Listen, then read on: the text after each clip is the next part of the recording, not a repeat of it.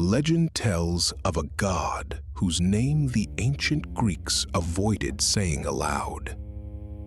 Not out of respect, out of fear. They imagined him as the shadow waiting at the end of every life, the cold lord of a kingdom from which no one returns. And for centuries, his name became a synonym for evil. The villain of the story, the one who abducts, the one who takes away. But that, once again, is only half the legend. And it is, as it happens, the half told by those who were terrified of death. Because the myth of Hades is not, in truth, the story of a monster. It is the story of a god who was profoundly alone, of a young girl who was torn from her mother's arms and became the most powerful queen in the universe, and of a grief so immense that it froze the entire world. It is also the explanation the Greeks found for something you still live through every year without ever thinking about where it came from: winter. This is the true legend of Hades and Persephone, the one almost no one bothers to tell in full. It all begins, as almost everything does in these myths, with a love. But not the love between two lovers, the love of a mother. Demeter was the goddess of the harvest, of the fields, of the wheat that fed mortals. Where she stepped, the earth awoke. Flowers opened in her path, fruit ripened, and no creature went hungry as long as she watched over the world. But all that power, all that devotion to life, had a single center: a daughter, a young girl they called Kore, a word that means, simply, the maiden. The whole world would come to know her later by another name, but not yet. For now, she was only Demeter's child. And Demeter loved her with an intensity that bordered on fear. She kept her close, always within sight, far from the dangers of the world, and above all, far from the gods who were already beginning to notice her beauty. Every time a god asked for Kore's hand, Demeter refused without a second thought. She told herself she was protecting her. But the legend let something more uncomfortable show through, that a love so vast and so absolute had also become a cage. Kore grew up without knowing the world, without choosing anything for herself. Safe, loved, and imprisoned. Meanwhile, far from those sunlit fields, deep beneath the earth, there was another god. And his story could not have been more different. His name was Hades. When he and his brothers defeated the ancient titans and divided the universe among themselves, the division was decided by lot. Zeus was given the sky, Poseidon the sea, and Hades was given what no one wanted: the underworld, the kingdom of the dead, a place without sun, without seasons, without laughter, only shadows, silence, and the endless procession of souls who arrived never to leave. Legend says that Hades never complained about his fate. He carried out his duty with a cold seriousness. He took no part in the feasts of Olympus. He did not meddle in the intrigues of the other gods. He sought no worship. He worked in his solitude, ruling the dead with justice. And still, he was the most hated of them all. Mortals spoke his name with a shudder. They painted him as the very embodiment of darkness. They mistook him for death itself, when in truth, he was only its guardian. And here is the detail the myth hides, the one that changes the entire story. That behind that dark crown was a god who also longed for the light, who was tired of being feared, who wondered in the silence of his empty kingdom whether anyone would ever be able to look at him without seeing a monster. To see, beneath all that shadow, simply someone who was alone. He had spent an eternity surrounded by millions of souls, and never, not even once, had he truly had anyone at his side. No one came to his kingdom of their own will. No one stayed out of love. Everyone who crossed his gates was dragged there by death and looked at him with the same terror. Imagine a loneliness like that, without beginning and without end. Until one day, on one of his rare journeys to the surface, his eyes fell upon a young girl gathering flowers in a meadow.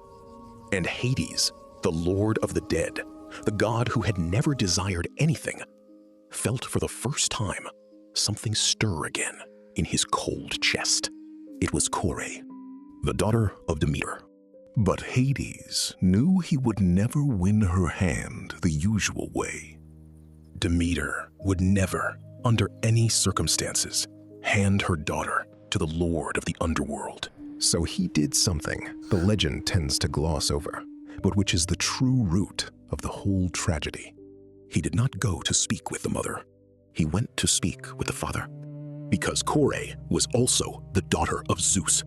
And Hades asked his brother, the king of the gods, for permission to take her as his wife.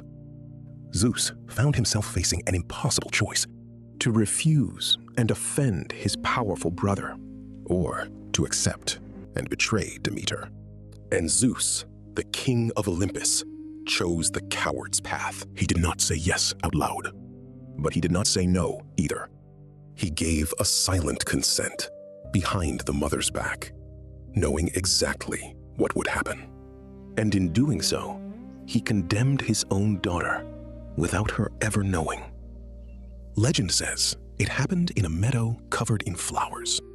Kore had wandered a little away from her companions, drawn by a flower she had never seen before, a narcissus of impossible beauty, brighter than any other, planted there, according to the myth, as a trap to lure her. When the girl bent to pick it, the earth trembled beneath her feet, and then the ground split open. From the chasm rose a chariot drawn by horses black as night, and upon it the towering figure of the Lord of the Underworld. Before Kore could scream, before she could run, Hades seized her and pulled her down into the depths. The girl managed to let out a single cry, a cry that echoed across the fields and the mountains. And then the earth closed over her again, as if nothing had happened, as if she had never existed. When Demeter returned and did not find her daughter, she knew at once that something terrible had happened. She felt it in the deepest part of her, with that certainty only mothers have, and she began to search. Legend says that search was one of the most desperate in all of mythology. Demeter roamed the entire world. She crossed mountains, seas, and deserts. She did not eat. She did not sleep. She did not rest. She carried 2 burning torches to light the night, and with them she searched every corner of the earth, calling Kore's name again and again, without ever receiving an answer. In the midst of that search, the legend holds one of the most moving episodes in all of Greek mythology.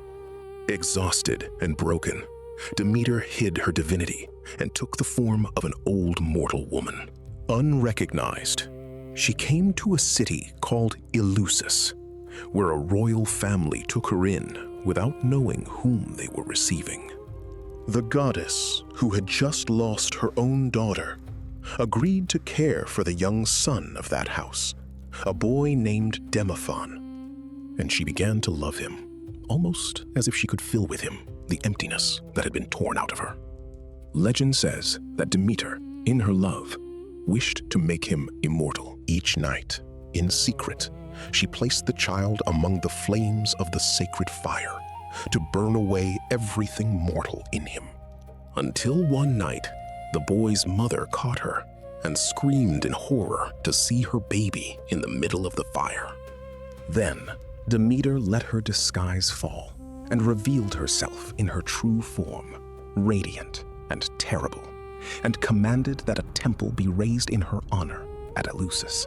That place would become, over the centuries, the center of the Eleusinian mysteries, the most sacred, secret rites in all of Greece, which for almost 2,000 years promised their initiates something no other faith dared to offer: a hope against death. But not even the devotion of an entire city could give Demeter back the only thing she wanted: her daughter. And while the goddess of the harvest wandered, consumed by anguish, something happened that no mortal had ever seen before. The goddess who made the world bloom had stopped caring for it. The fields, once golden with wheat, withered. The trees lost their leaves. The earth grew hard, cold, and barren. Seeds no longer sprouted. For the first time in history, the world knew real hunger and real cold. What you call winter was not, back then, a normal season of the year. It was the exact reflection of a mother's grief. The earth was dying, quite simply, because Demeter's heart was dying with it. Mortals began to perish by the thousands. Entire peoples were snuffed out. Mothers no longer had anything to feed their children, and the altars of the gods, once covered in offerings, lay empty and coated in frost. And here appears something few pause to consider. The gods of Olympus depended on men as much as men depended on them. They fed on the smoke of sacrifices, on prayers, on the faith of mortals. And when those mortals began to die in silence, without even the strength to pray, the gods themselves felt, for the first time, the cold of oblivion drawing near. If humanity vanished, their power would go out with it. But Demeter listened to no one. Legend says that at last she came to Helios, the sun god, the only one who sees absolutely everything from high in the sky. And she begged him to tell her the truth. Helios, moved by her grief, could stay silent no longer. He revealed what he had seen that day, that her daughter had been abducted by Hades, dragged into the Underworld to be made his queen. And he revealed the deepest wound of all, that it had not happened without permission, that Zeus, the father of Kore, had known and had consented in silence. In that instant, Demeter's grief turned into something colder and far more dangerous. It turned into fury, and the goddess made a threat that would shake Olympus itself. If they did not return her daughter, she would never again let the earth bear a single fruit. She would let the whole world sink into an eternal winter until the last living thing starved. She cared nothing for the fate of men, nor for that of the gods.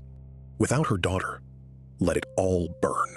But while the world above froze, something unexpected was happening in the world below. And it is here that the legend becomes far stranger and far more human than almost anyone tells. At first, Persephone, for that would be the name the maiden took in the kingdom of shadows, lived it as exactly what it was: a horror. Torn from her mother, locked in a world without sun, surrounded by the dead and by silence. She wept. She refused to eat. She refused to speak. She dreamed of the meadows of her childhood and woke on a throne of cold stone, surrounded by souls who looked at her without seeing.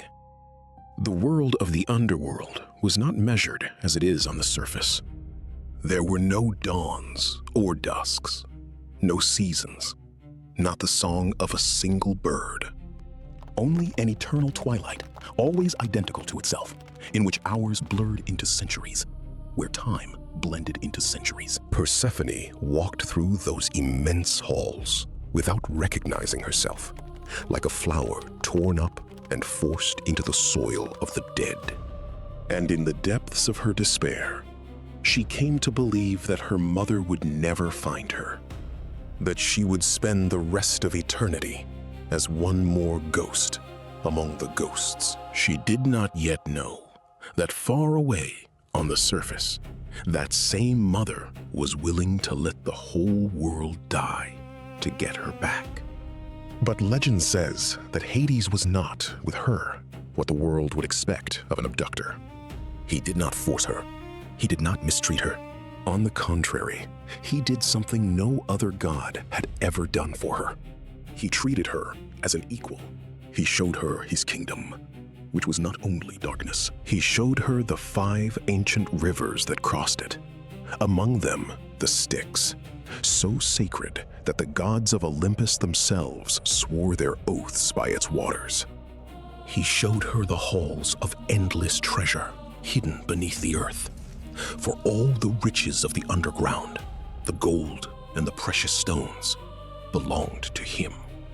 He showed her secrets no living being had ever beheld. And, according to the legend, even Hecate herself, the goddess of night, descended into the underworld to accompany her and became her faithful companion among the shadows. He spoke to her with a clumsy, almost shy honesty of his solitude, of what it meant to be feared by all and understood by none. He offered her not to serve him, but to reign at his side, not to be his prisoner, but his queen. And little by little, something changed inside Persephone, something she herself did not expect. For the first time in her life, no one was treating her as a fragile child to be protected from the world. For the first time, she was not inside her mother's golden cage, watched at every step, deciding nothing. In that dark and terrible kingdom, paradoxical as it may seem, Persephone found something the light had never given her. Power, a voice, the chance to choose who she wanted to be. The helpless maiden who gathered flowers began to fade, and in her place, something else began to rise. A woman who learned to rule the dead, who decreed the fate of souls, who sat upon the throne without trembling. The Greeks would come to fear her as much as they feared Hades. They called her the dread Persephone, the queen of the underworld, the one who carried out the curses of men without mercy. The frightened girl had become a sovereign. And then, when the fate of the world above already hung by a thread, a messenger arrived in the underworld. Hermes of the winged sandals, sent by Zeus himself, because the king of the gods, pressed by Demeter's fury and by the cries of the dying mortals, had finally given in. Hades was to return Persephone to her mother. Legend says that Hades listened to the order in silence. He did not rebel against his brother. He did not unleash a war. But before letting her go, he did one last thing. He offered Persephone a fruit, a few pomegranate seeds, red as blood, gleaming in the gloom. And here is the most debated detail in the whole myth. For centuries, it was told that Hades tricked her, that he forced her to eat those seeds, knowing the ancient law that said whoever tasted the food of the underworld would be bound to it forever. But there is another reading, far more unsettling. The one in which Persephone knew exactly what she was doing. The one in which that young woman, who was no longer any kind of child, chose to eat the pomegranate. She chose, in full awareness, to bind herself to that kingdom and to that throne that at last belonged to her. Whatever the truth, Persephone raised the seeds to her lips. She ate 6, and with each seed, she sealed her fate. When Persephone finally returned to the surface, legend says that Demeter ran to embrace her, and for an instant, the whole world seemed to breathe again. Where mother and daughter were reunited, the earth bloomed again at once. The grass turned green, the trees put out buds, the air filled with life. The simple fact of having her daughter back was enough for Demeter to give spring back to the world. But the joy did not last, because the truth soon came to light. Persephone had eaten from the fruit of the Underworld, and by the most ancient law of the cosmos that bound her to that kingdom, she could no longer belong entirely to the world of the living. And so Zeus decreed the solution that would shape forever the world we know. Persephone would spend part of the year in the Underworld, beside Hades as his queen. And the rest of the year, she would rise to the surface beside her mother. And so, legend says, the seasons were born. Because every time Persephone descends again into the kingdom of shadows, Demeter sinks once more into sorrow. She stops caring for the earth. The leaves fall, the cold returns, and the world goes dark. That is autumn and winter, the mourning of a mother who has lost her daughter again. And every time Persephone returns to her arms, Demeter's joy bursts over the world. The earth erupts with flowers, the fruit ripens, everything is reborn. That is spring and summer, the celebration of a reunion. Every year that passes, you live the heartbeat of that myth. The winter you feel on your skin is, according to the Greeks, the broken heart of a goddess. And every spring is that same goddess embracing her daughter once more. But the question that truly matters, the one the myth leaves hanging for 3,000 years, is another. Who in this story is the villain? For centuries, we were sure it was Hades, the abductor, the lord of death, who tore an innocent girl from her mother's arms. And it is not a lie. What he did was, in its origin, an abduction. But the legend, when you hear it in full, refuses to be so simple. Because there is also Zeus, the father who handed over his daughter in secret and washed his hands of it. There is Demeter, whose love was so absolute it had become a cage, and whose grief was able to condemn all of humanity to starvation. And there is Hades, yes, the supposed monster, who was perhaps the only one who saw in Persephone not a child to protect, nor a possession to keep, but a queen, an equal. And above all, there is Persephone herself, the one who entered this story as Kore, the maiden, a girl with no voice and no choice, and left it as Persephone, the queen of the Underworld, one of the most feared divinities in all of Greece. Perhaps she was a victim. Perhaps she was something more complex. Perhaps in that dark kingdom to which she was dragged against her will, she found, for the first time, the freedom to belong to herself. The pomegranate that bound her to the Underworld was, perhaps, the first thing she ever chose to eat by her own decision. Think about it for a moment. While she lived under the light of the sun, Persephone was no one. She was the shadow of her mother, a girl who was protected and watched, with no name of her own, no voice of her own, not a single power in her hands. She had to be dragged to the darkest place in the universe, to the kingdom of death, to finally become someone, to have a throne, a crown, and a name the whole world would learn to fear. The light had given her a cage. The darkness gave her a kingdom. And that is perhaps the most disturbing reversal in the whole myth, that sometimes the place we fear the most is exactly where we find who we are. And perhaps that is why, more than 2,000 years later, this myth is still so alive. Because it stopped being only the explanation for why the snow falls. It became something that still recognizes us. The story of a mother who had to learn to let go. Of a god the world decided to hate without knowing him. And of a young woman who, in the darkest place imaginable, found her own crown. Hades was never only the villain. Persephone was never only the victim.